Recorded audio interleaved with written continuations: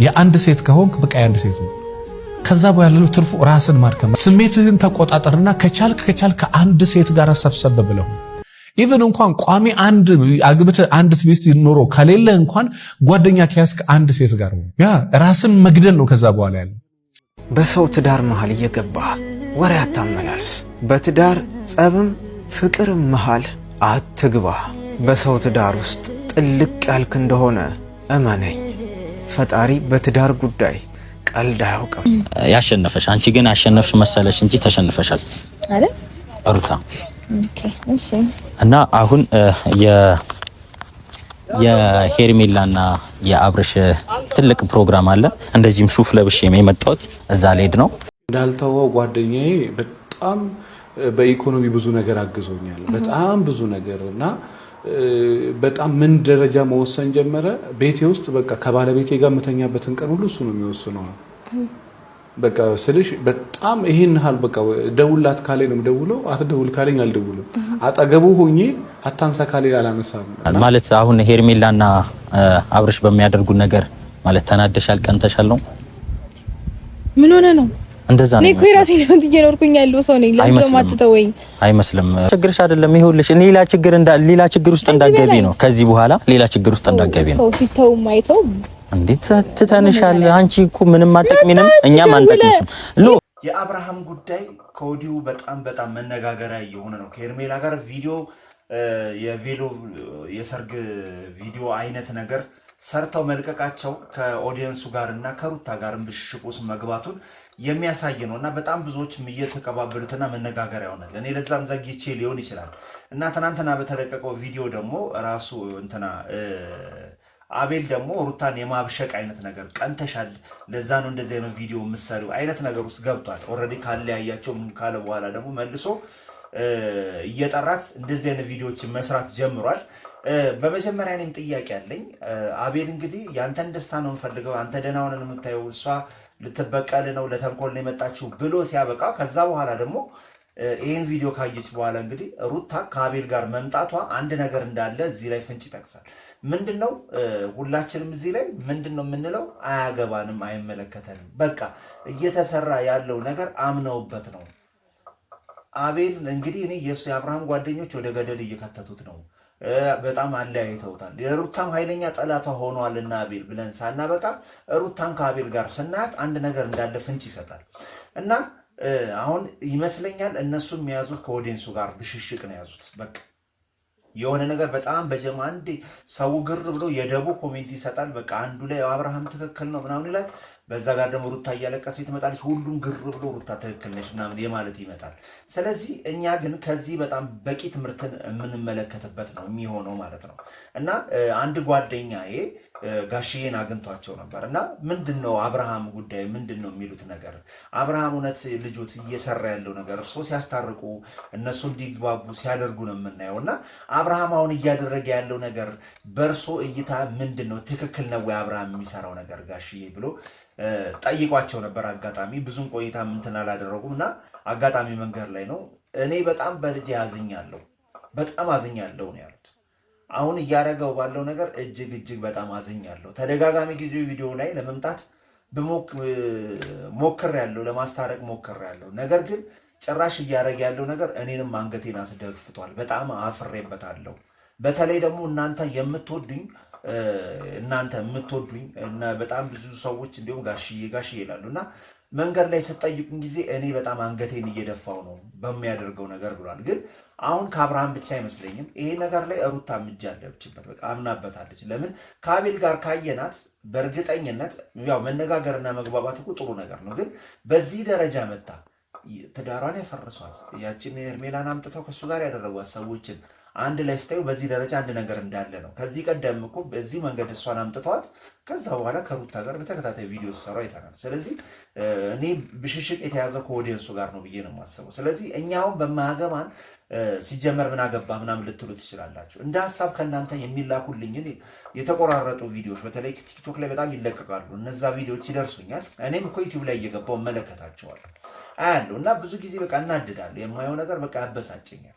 በተለይ በአብርሃም በኩል ማለት ነው ሳይውል ሳያድር ከሄዶ እዛ ጋር እንደዛ ማድረጉ እኛ ሩታ ትክክል ናት እያልን ደግሞ ለሩታ በጣም እየተቆረቆርን ለሷ በጣም ብዙ ሳይድ እያያዝን ግን እሷን በዚህ መልኩ ማየታችን በጣም አሳዝኖናል። እና እስኪ የራሴ ምልከታ ላካፍላችሁ እውነት ለመናገር ማለት ነው ምንድነው የሚባለው? እስኪ አሁን እንደዚህ አይነት ጉዳዮች ላይ ትዳር ላይ ፍቅር ላይ እንደዚህ አይነት ኢሹዎች ሲፈጠሩ ጓደኛ ለእናንተ መለያየት ጉርጓድ ሲምስ ምንድነው የሚባለው? እና እስኪ በምን መልኩ ነው ትዳራችሁን ህይወታችሁን መጠበቅ የምትችሉት የሚለውን ነገር ጥቂት አስተማሪ የሆኑ ንግግሮች ናቸው። አስተማሪ የሆነ ቪዲዮ ስለሆነ ያንን እየተመለከትን እንመጣለን ማለት ነው። ያንን አይተን እንምጣና ከዛ በኋላ ደግሞ የራሴን መልካታና ሐሳብ አስቀምጣለሁ። ለምን የምንወያይበት ስለ ቤተሰብ፣ ስለ ትዳር፣ ስለ ጓደኝነት፣ ስለ ፍቅር፣ ስለ ወዳጅና ጠላት የሚባሉ እንደዚህ አይነት ነገሮች በህይወታችን የሚያጋጥሙ ጉዳዮች ላይ ስለሆነ እስኪ በአብርሃም ቦታ ብትሆኑ እናንተ ምን ታደርጋላችሁ? በሩታ ቦታ ብትሆኑ ምን አይነት ውሳኔ ትወሰናላችሁ?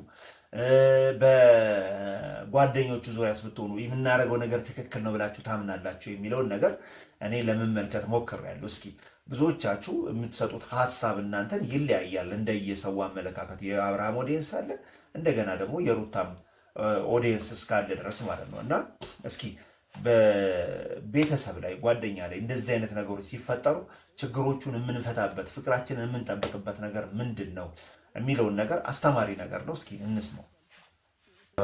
አንድ እንግዳ ነበረና ያ እንግዳ ምን ብሎ ይነግረኛል? እንዳልተወው ጓደኛዬ በጣም በኢኮኖሚ ብዙ ነገር አግዞኛል፣ በጣም ብዙ ነገር እና በጣም ምን ደረጃ መወሰን ጀመረ። ቤቴ ውስጥ በቃ ከባለቤቴ ጋር የምተኛበትን ቀን ሁሉ እሱ ነው የሚወስነው። በቃ ስልሽ በጣም ይሄን ሀል በቃ ደውላት ካለኝ ነው የምደውለው፣ አትደውል ካለኝ አልደውልም።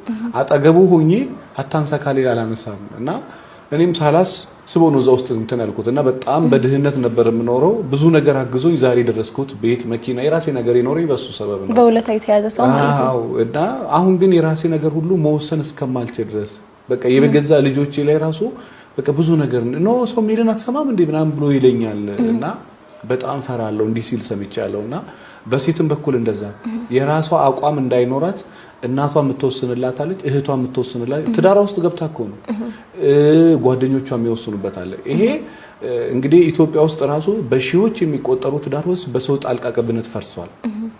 አባት ነው። ነገር ግን ትዳር ላይ የሚመለከተው ነገር አለ፣ የማይመለከተው ነገር ደግሞ አለ። እናት ትዳር ላይ የሚመለከታት አለ፣ የማይመለከታት ፓርት አለ። እህቶችም ጓደኞችም የሚመለከታቸው ነገሮች አሉ፣ የማይመለከታቸው ነገሮች አሉ። እኛ ችግሩ ምንድነው? እሱ ገደብ የለንም ለሁሉ ነገር። ሁሉ ነገር ደግሞ ገደብ ያስፈልጋል። ጓደኛም ገደብ ያስፈልጋል፣ ጨዋታም ገደብ አለው፣ ባልና ሚስትም የራሳቸው ገደብ አላቸው፣ አንቺም ገደብ አለሽ። በሰው ትዳር ጥልቅ ብላችሁ የሰው ትዳር የምትበጠብጡ ይህ ቪዲዮ ለእናንተ ነው። ትዳር እኮ እንደዚህ አይመራም አንበሳው። እና እንዴት ነው የሚመራው? ሚስት ማምሸትህን ካልወደደችው በጊዜ ግባ፣ አለቀ። የማመሸው እኮ ስራ መሰለኝ። ለሚስት ሲባል አምሽቶ መስራት አይደለም ሌላም ነገር ይተዋል። ለማንኛውም እህታችንን እንፈልጋታለን፣ አቃጥለን እንዳደፋት። የምለፈው እኮ ለትዳራችን ስል ነው። በዛ ላይ የኔና የሷን ጉዳይ ለኛ ብተውልን አይሻልም? እንደሱ ብሎ ነገር የለም። ይሄ የእህታችን ህይወት ጉዳይ ነው። ለአስቤዛ ስጣት፣ ተንከባከባት፣ የምትልህን አድርግ። ትዳርህን በስርዓት ምራሽ። እኔ እንዳያመሽ ነገሩልኝ አልኳቸው እንጂ ለያዩኝ አልኳቸው እንዴ? እሺ ግን በነካጃችሁ የኔን ትዳር እናንተ ምሩትና የእናንተን ትዳር ደግሞ እኔ ልምራው። አንተ ነህ የኔን ትዳር የምትመራው። ባይሆን አንዱን እንድመራ ፍቀዱልኝ እንጂ። ሁሉም ትዳር ውስጥ ጉድለት አለ። በጉድለት እየገባችሁ ትዳርህን ልምራለህ ትሉኛላችሁ። አንዳንድ ቤተሰብ እንዲህ ነው። እሱና የእሱ የሆነው ልክ ሆኖ ያኛውን አካል የተሳሳተ አድርጎ ይኮንናል። አለፍ ሲልም ትዳርህን እኔ ካልመራውልህ ይላል። ኖ ይሄ ቀይ መስመር ነው። የአንድ ሴት ከሆንክ በቃ የአንድ ሴት ነው። ከዛ በኋላ ትርፉ ራስን ማድከም። ስሜትህን ተቆጣጠርና ከቻልክ አንድ ሴት ጋር ሰብሰብ ብለው ኢቭን እንኳን ቋሚ አንድ አግብተህ አንድ ቤት ኖሮ ከሌለ እንኳን ጓደኛ ከያዝክ አንድ ሴት ጋር ነው። ያ ራስን መግደል ነው። ከዛ በኋላ ያለው ሴት ልጅም ከሆንሽ ሀብታም ከሆነ የምትፈልጊው ሀብታም እስክታገኝ ስሜትሽን ተቆጣጠሪና ቁጭ በይ። ሀብታም ከሆነ የምትመኝ ቆንጆ ከሆነ የምትፈልጊው ቆንጆን እስክታገኝ ተረጋግተሽ ቁጭ በይ። ለምን ብለሽ ብትይ አንቺ የቀልድ የወደድሻቸው ሰዎች የእውነት ሊወዱሽ ይችላል። በአንቺ ሰበብ ሊያለቅሱ ይችላል። በአንቺ ሰበብ ስራ መስራት እስከሚከብዳቸው ሊሆን ይችላል። አንቺ ስትማግጪበት እንጀራ መብላት እስከሚያቅተው ድረስ ወጥቶ መግባት እስከሚያቅተው ድረስ በጣም መጥፎ ህመም ሊሰማው ይችላል። ያ ሰው ባንቺ ሲያለቅስ ደግሞ ይቀጥላል። ደግሞ ኔክስቱም እንደዛ። እንግዲህ እንደሰማችሁት ነው። ያው ቆንጸል አድርጌ አጫጭር ሀሳቡን አሳፈርኩላችሁ እንጂ ሁል ጊዜም ልነግራችሁ የምወደው ወዳጃችሁንም ጠላታችሁንም ይዛችሁ የምትኖሩ እንግዲህ እንደሰማችሁት ነው። ያው ቆንጸል አድርጌ አጫጭር ሀሳቡን አሳፈርኩላችሁ እንጂ ሁል ጊዜም ልነግራችሁ የምወደው ወዳጃችሁንም ጠላታችሁንም ይዛችሁ የምትኖሩት እናንተ ናችሁ። ጠላትም ማያያዝ ይፈልጋል፣ ወዳጅም ማያያዝ ይፈልጋል። ምን ልላችሁ ነው እንግዲህ አቤል ያደረገውን ነገር እኔ አሁን ሩታ ታርቀው ምናምን አይደለም፣ ጓደኛ ናቸው፣ አንድ ላይ መሆን ይችላሉ። ነገር ግን ያው መካሪ መጣት አጠገብ ያለ ሰው ጥሩ ወዳጅ እንትን ከሌለ አንዳንድ ቂምን መርሳት እኮ ጥሩ ነው። ሰው ያደረገብን ነገር መርሳት እኮ ጥሩ ነው። ነገር ግን ለወደፊት ህይወታችን እንዴት ነው የምንጠነቀቀው የሚለው ነገር በጣም ያስፈልጋል። አብርሃምም ቬሎ ለብሶ ሱፍ ለብሶ ብሽሽቅ ውስጥ ከመግባት ምንድን ያጠፋሁት ነገር አሁንስ ከዚሽ ጋር ባገባ እንዴት ነው ህይወቴን ያለውን ትዳሬ እንዴት ነው መጠበቅ የምችለውን ነገር የሚለውን ነገር ዞር ብሎ ማጠን ያስፈልጋል። እና መጣደፍም አያስፈልግም፣ ወደ አዲስ ህይወት መጣደፍም አያስፈልግም። ጀስት ቤስት ፍሬንድ ከሆነ በቤስት ፍሬንድ መሄድ ነው እንጂ ቃየውን ልምዱ ነው። አሁን እኮ አመት ሳይሆነው ለዛውም ልጅ አባት በሆነበት በዚህ አሁን እኮ እንትን ላይ ነው አይደለ?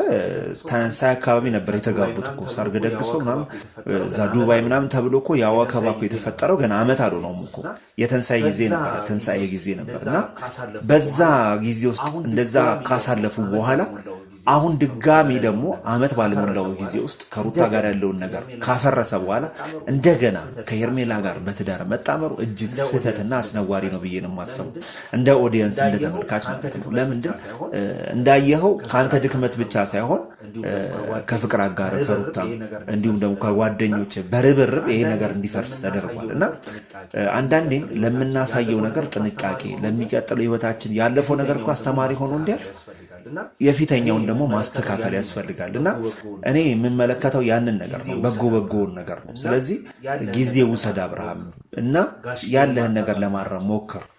ጋሽዬንም አታሳዝናቸው። በጣም ብዙ ጊዜ አንድ ላይ እንድትሆኑ እንድትታረቁ በሚለፉበት ጊዜ እንደገና ወደ ኋላ ተመልሰው እሳቸውን የሚጎዳ ነገር ከሚሆን እሳቸውን እንደዚህ አድናቂያቸው ባገኛቸው ቁጥር በእንደዚህ አይነት መልኩ እንትን ከሚሉ መፍትሄ ብትፈልጉበትና ይሄን ነገር ብታርሙት በጣም አሪፍ ነው ብዬ አስባለሁ። ሩታንም አብርሃምን እንወዳቸዋለን። አንድ ላይ ሆኖ ብናያቸው በጣም ደስ ይላል። ሄርሜላንም አንቺን ከመጥላት የተነሳ ከመምጥላት የመጣ አይደለም። በቃ ግን ስህተት እየሰራች ስለሆነ ከስህተትሽ እንድትታረሚ ከእንደዚህ አይነት ብሽሽቅ ውስጥ እንድትወጪ ከማሰብ የተነሳ ነውና አመሰግናለሁ።